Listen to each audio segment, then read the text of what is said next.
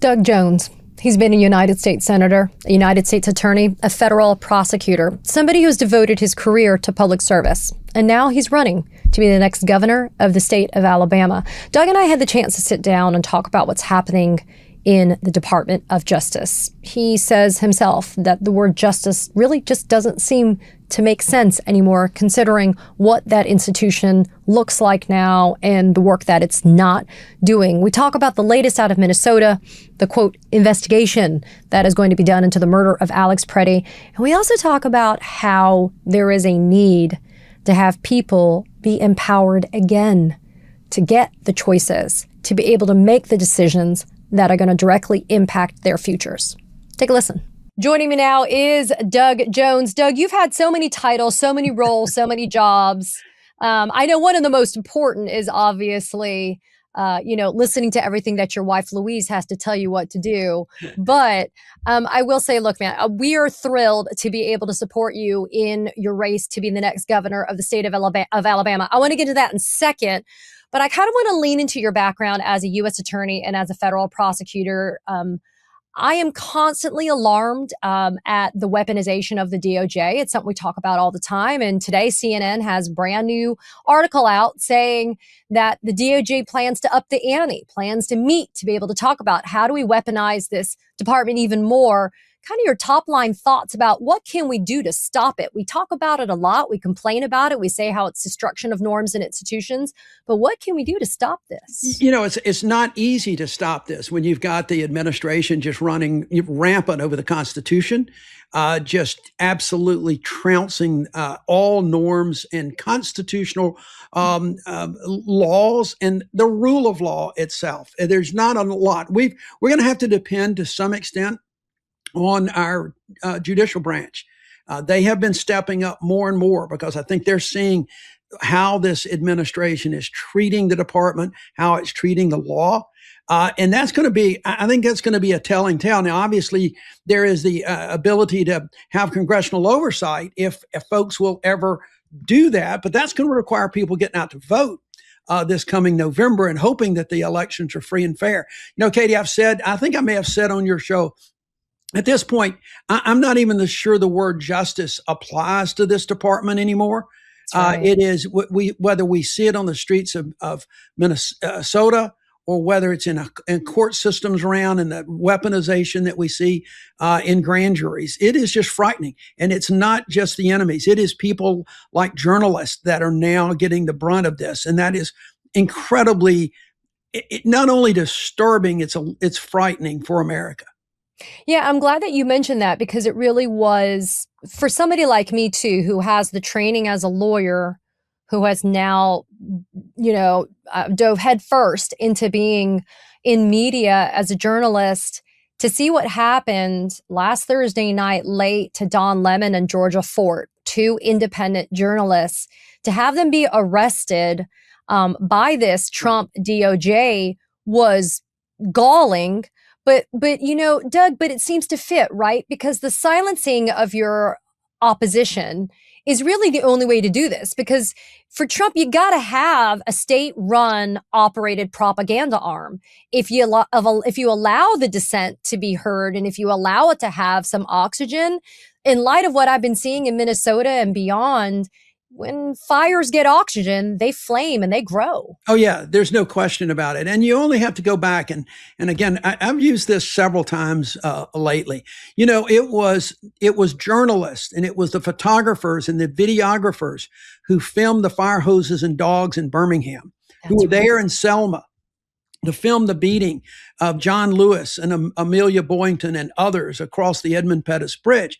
Those people were not arrested. The documentarians, those that were documenting what was going on, the press, the free press, they weren't arrested for just simply documenting what was going on, even though Bull Connor and George Wallace didn't particularly like what was being shown across the screens of America. But the fact of the matter is, it is those folks that are out there doing their job. I haven't seen anything, and maybe I haven't seen it all, admit that. But what I have seen was that the folks that were arrested for merely documenting what was going on in that church were just doing that.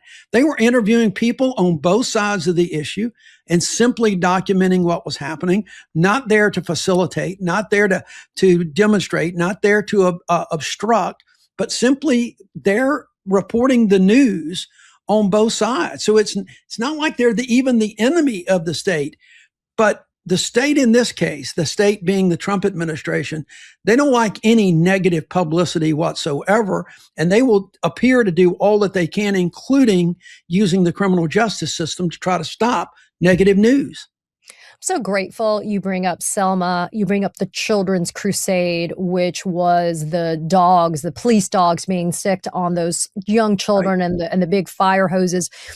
You know, Doug, there's something incredibly powerful about the imagery, especially of children, right? And we saw that power kind of on full blast with that 5-year-old boy, Liam Ramos, who was seized out of Minneapolis with his father, taken into a detention facility in Texas, and now, thank God, has been returned back to Minnesota. But it took at least 2 members of Congress, Joaquin Castro and Jasmine Crockett, and the uproar of Americans and even abroad, people abroad, to make this happen. Doug, it shouldn't take members of Congress and outrage to get little Liam and his father home, because there's a lot of little Liams out there that don't have that kind of advocacy behind them. Yeah, not only should it not take a couple of members of Congress, it damn sure should have never happened in the first place. There should be adults in the room in the administration, whether it is at the Department of Justice or at the White House or the Department of Homeland Security, that say, no, we cannot do this. You know, something similar happened in the first Trump administration when they started ripping children away from their families and putting them in separate cages than their adult parents. And there was an uproar about that. And it took people from Congress, once again, and the American public saying, this is going too far. This is not the kind of immigration policy that we believe is effective for this country, much less inconsistent with our ideals as Americans. So I think we've got to continue, Katie, to stand up and speak out and to do what John Lewis did. Just cause a little good trouble, nonviolent trouble, but stand up and speak out for these atrocities that are going on. One of the most humbling things for me was spending time in Minneapolis last week. I did spend a lot of time at the memorial sites for Alex Pretti and Renee Nicole Good. We now heard from Todd Blanche, the deputy AG, that they will have a civil rights division investigation into the murder of Alex Pretti. Civil rights division being headed up by Harmeet Dillon, who we know very well, Doug, does not imbue in me any type of faith or confidence that there's going to be a thorough investigation. Todd Blanche pussyfooting around whether anything's ever going to really come to fruition also does not instill any faith or confidence. Your thoughts about how the bastardization of that civil rights division has happened at the DOJ? It is a department or a specific division with whom you have worked so closely, with whom you have had great successes, because you've always been such a fighter for civil rights. Yeah, it's not just a bastardization, it's a decimation. They have completely decimated the ranks of the Civil Rights Division. They have removed, or there have been, retirements now of folks who just know that the mission of the Civil Rights Division has completely changed. It's just like, the president the other day, as we're going into Black History Month, said to the New York Times, well, these civil rights acts of the 1960s hurt white people very badly, treated white folks very badly. Well, that's now the new mantra of the Civil Rights Division. And I think if you listen to what the Deputy Attorney General of the United States, Todd Blanche, the number 2 person at the Department of Justice, if you listen to what he said, it was basically saying, okay, we have heard the public say there needs to be something, so we're going to have a perfunctory civil rights division investigation. There's not anything going to come of this. They're not even opening one into the shooting of Rebecca Good, which tells you an awful lot right there. It's hard to not do something when you're seeing videos of 2 agents firing at a man on the ground who was unarmed. But it is pretty clear that these are going to be perfunctory. There will not be anything come out of it. And it's just like the Epstein files. They're going to do what the hell they want to do, and they're not going to hold anybody accountable. But you also have had a storied career in the legal profession of also interacting with local and state law enforcement. Your time has not only just been as a federal prosecutor working on that federal level, and the fact that there is zero cooperation and interaction. There is zero assist being allowed by local and state investigators, even though they're trying their damnedest. The Bureau of Criminal Apprehension in Minnesota and, people like the Hennepin County DA and State Attorney General Keith Ellison, they're trying their damnedest and they will make some progress. But Doug, the fact that they're being stonewalled, doesn't that in and of itself, isn't that evidence of consciousness of guilt on the part of the feds? Oh, I think so. I think clearly they don't want all the evidence to come out. They know that this is not going to be good for those agents or for the government in general.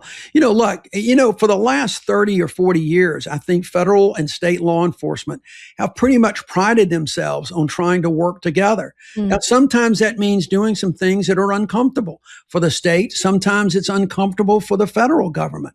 But the fact is, law enforcement should be nonpartisan. Law enforcement should be working together very well. We saw that, but going back when I was U.S. attorney and we had the bombing of a women's clinic here in Birmingham that killed a police officer.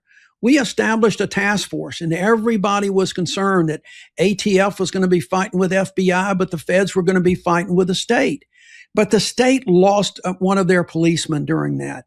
And the three agencies got together and they worked cooperatively. We had law enforcement coordinating committees where sheriffs and local police chiefs were part of a committee that worked with my agents in the federal government when I was U.S. attorney. That's the way it's supposed to be. Now, candidly, Katie, sometimes that means federal state agents have to work somewhat cooperatively, even in immigration enforcement, but it's not wholesale. It is for, really serious offenders, really serious violent criminals. And we should be working to get our communities rid of the violent offenders, whether they're undocumented or not. But that's not what we see in Minnesota. It's not what we've seen play out with other ICE raids across the country. And by the way, when I was U.S. attorney, we would have never been participated in anything in which the agents were all wearing masks.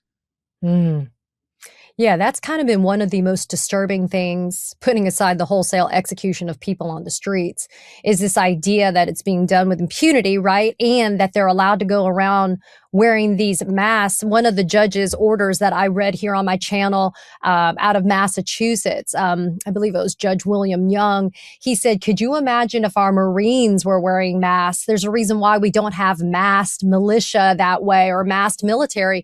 And yet they're allowed to do it. And in fact, it's almost like they're encouraged and rewarded to be able to run around like that. I mean, that's pretty much changing the entire tenor of how this whole immigration enforcement campaign is being rolled out. No question. It is more of a vigilante posse than it is anything else. I mean, you see, Proud Boys and the other, whatever that other group was that marched around in their little white ski mask or whatever the hell those guys were doing.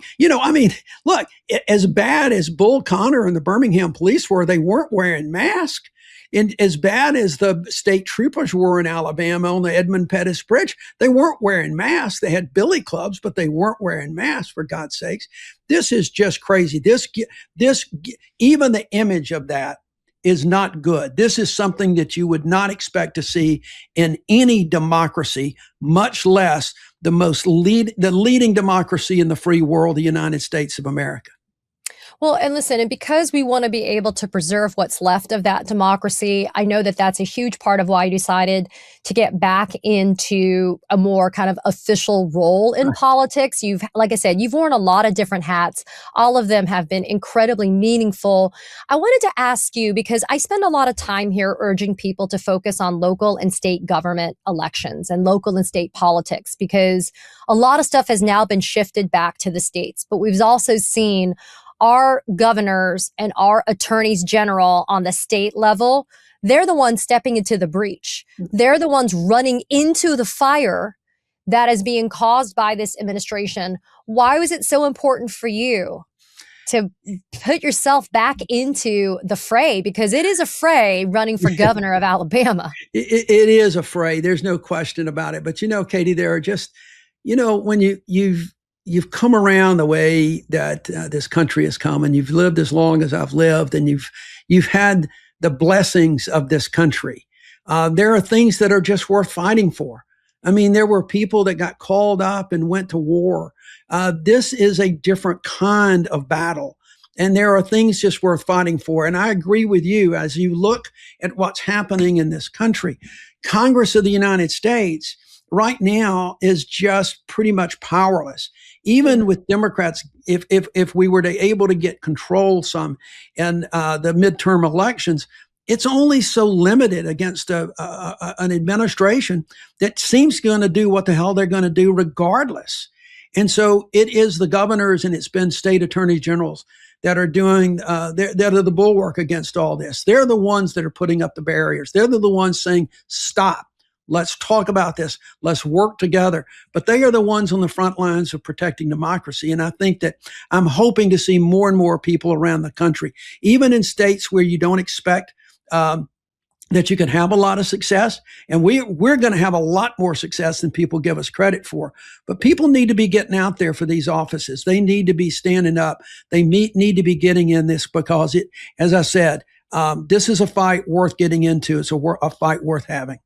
What are you hearing right now as you make your way throughout the state? And I know you sit down and you break bread, you have those beers, you talk to the people. What are you hearing about how they're feeling? Because the economy is not better. Their kitchen table issues have not improved. And now to add insult to injury, the person from the corner who they used to see all the time is now gone. And there are kids that are terrorized and now people are getting murdered in the streets. Yeah, people are very uneasy. They're very concerned. We hear that all over from one end of the state to the other. I was in Mobile just a couple of weeks ago and in Huntsville this past weekend. People are concerned. They're concerned about the affordability, particularly with their health care, which a lot of the ACA benefits that are going to be going, people are going to have to choose between food on the table and health insurance. And that's not a great choice. Their mortgages have been rising, or their home ownership costs, let me put it that way, have been rising. So they're concerned about that, but they're also just concerned about the chaos. They don't like what they're seeing on the streets of Minneapolis. They don't like the masked bandits roaming the streets, yanking people out of cars. So there's a great deal of uneasiness out there. And the whole time you've got folks down in Montgomery just going about their way, trying to take the power away from folks in Alabama, or keep the power away. That's what they continue to do. We saw it just this past week when challenges to Tuberville and the lieutenant governor candidate's residency just got deep sixed by the state Republican Party. So I think people are beginning to wake up to a lot of things right now. And we feel very good about where things are in this state, that we're going to make some serious changes. We've got, for the first time, Katie, we've got some incredible candidates up and down the ticket, particularly for our constitutional officers. And that's going to be a big deal for a lot of people. They're going to have choices. Well, one of the biggest alarms and red flags was what happened last Thursday in Fulton County, Doug. I know that you were paying attention too. Fulton County obviously having been a center of attention during the prosecution of Donald Trump and his co-conspirators to overturn the election results from the 2020 presidential election. But now we saw out-of-town FBI agents coming in with DNI, Tulsi Gabbard, and the FBI deputy director going in, being guided by Republican members of the state's election board, screaming about satisfying subpoenas, and then taking originals of votes, tabulations, voter rolls. I mean, that as a lawyer, chain of custody, as a lawyer, as a human, as a citizen, as an American, I mean, it is some real alarms seeing something like that happen in broad daylight in Georgia. No question. It's a shot across the bow. That's what that is. This is something that happened over 4 years ago, an election that happened well over 4 years ago now. And what we see is just a shot across the bow coming up for the midterms. Don't cross us. Don't get in our way. There has been absolutely zero evidence that there was any fraud, any crime committed in Fulton County, Georgia. None, zilch. But yet the president of the United States, in his speech the other day at the G7 or at Davos, where it was, said specifically, you're going to see some prosecutions. no evidence of any wrongdoing. But lo and behold, he comes back, and the first thing that happens is a search warrant, which means that there is evidence of a crime somewhere, or is supposed to mean there's evidence of a crime. And more importantly, Katie, that for a search warrant, it's two prongs. You've got to have probable cause to believe a crime was committed, and that there was evidence of that crime there that you can't otherwise get. Well, it's the fact that somebody may be resisting subpoenas is not cause to give somebody a search warrant. You do that when you hide evidence, like is what happened in Mar-a-Lago with classified, when you move stuff around and you refuse and you don't voluntarily give it up and you move around. None of that was happening in Fulton County. These records have been there for people to look. And I'm telling you, this is more about the 26 elections than it is about the 2020 election. Amen. I've been telling people that's the through line, the immigration terror campaign, the election stuff. It all has to do with the midterms coming up in 2026. I would say this very quickly. I wanted to get your take. The idea of using a United States attorney out of Missouri, at the Eastern District of Missouri, on that warrant, not using actually the U.S. attorney over in Georgia to be able to get this warrant done. No, none of that makes sense. I mean, there is nothing that this department is doing with regard to indictments or subpoenas or search warrants that makes any sense. This is just, let's just do whatever the hell the president wants us to do, and we'll figure it out later. And if the courts say we're wrong, we'll just do something else, and we'll just go about our business. This is just, I've just never witnessed a department run rampant like this and just literally trample on civil rights, constitutional rights, and their obligations under the law. So it goes without saying then, Doug, that it's time for a change. And what your platform is and what your campaign is the change ticket. Yeah. You mentioned in your pillars of your campaign, it's time to empower the people. That's not the first time we've heard that. But I will say, when I was in Minnesota, I was reminded when I went to George Floyd Square, there's a sign that's in a now closed down gas station that's across the street from when George Floyd was murdered. And it says, where there's people, there is power. It reminded me of you and your campaign, Doug. Why call it the change ticket for the people of Alabama? Well, because we have to have a change. Right now, everything is so concentrated in Montgomery. And when you've got one political party that has so dominated the political landscape, then you're not going to see a power within the people. If we'd have had the power of the people, we would have already had Medicaid expansion. We would have already had a lottery. We would have a prison system that was actually functioning in the way that it should be functioning, rather than being nominated for an Academy Award because of the horrors within that system. It is a change ticket because we are offering people a change and a choices. That's what I think is going to be so important as we go forward in this election, giving people that choice, because right now it is such a rigged system, whether it is gerrymandering, whether it is straight ticket voting, you name it. It is a rigged system.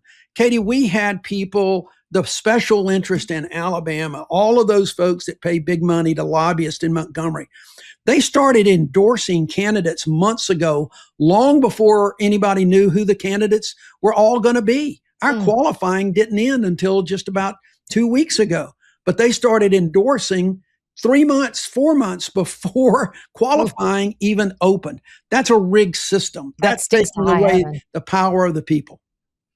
Yeah. So, Doug, if people want to help, they want to learn more, they want to be a part of your change ticket, where should they go to get more info? Oh, thanks for that. Please go to DougJones.com. It's got opportunities for contributions. It's got opportunities, if you live in Alabama, to sign up as a volunteer. We've already got thousands of people that we're going to employ around the state to work on this. So just go to DougJones.com. You can follow Doug for Alabama on social media, or just me, Doug Jones, on social media to help us. Doug, look, I know I have a little bit of a privilege of calling you a friend and having the familiarity, but I am truly honored to have the privilege of your time always. You have shown time and time again throughout the decades of your public service that you actually walk the walk, that it's not just talk for somebody like you. So, Doug Jones, thanks for being here today. I really appreciate you. Thank you, Katie. Katie Phang here. We launched the Katie Phang News Channel in partnership with the Midas Touch Network so we could bring you the latest in legal and political news. Straight, no chaser. So if you're a fellow truth teller, hit that subscribe button and share the word about this channel so we can build a high information America together.